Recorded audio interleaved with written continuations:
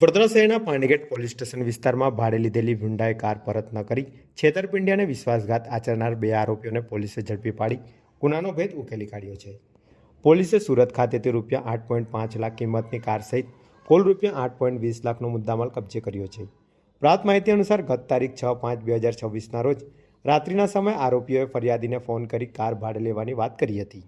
ત્યારબાદ તારીખ 7/5/2026ના રોજ રાત્રે આશરે 2 વાગ્યે પ્રસંગમાં જવાનું તેમજ રાજસ્થાન ફરવા જવાનું કહી ફરિયાદી પાસેથી હુન્ડાઈ કંપનીની 4 વ્હીલર કાર ભાડે લઈ ગયા હતા. આરોપીઓએ ભાડા પેટે ₹4,000 ગૂગલ પેથી ₹8,000 રોકડા તેમજ ફરિયાદીના મિત્ર સૌરભને ગૂગલ પેથી ₹9,000 મળી કુલ ₹21,000 ચૂકવી ફરિયાદીનો વિશ્વાસ જીત્યો હતો.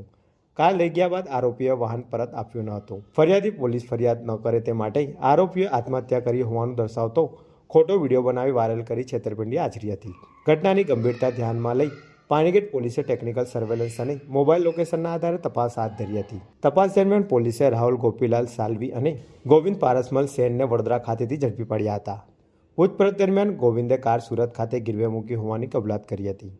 પોલીસની ટીમે સુરત જઈ કાર રિકવર કરી કુલ ₹8.20 લાખનો મુદ્દામાલ કબજે કર્યો હતો. પકડાયેલા આરોપીઓમાં ગોવિંદ પારસમલ સેન અને રાહુલ ગોપીલાલ સાલ્વીનો સમાવેશ થાય છે.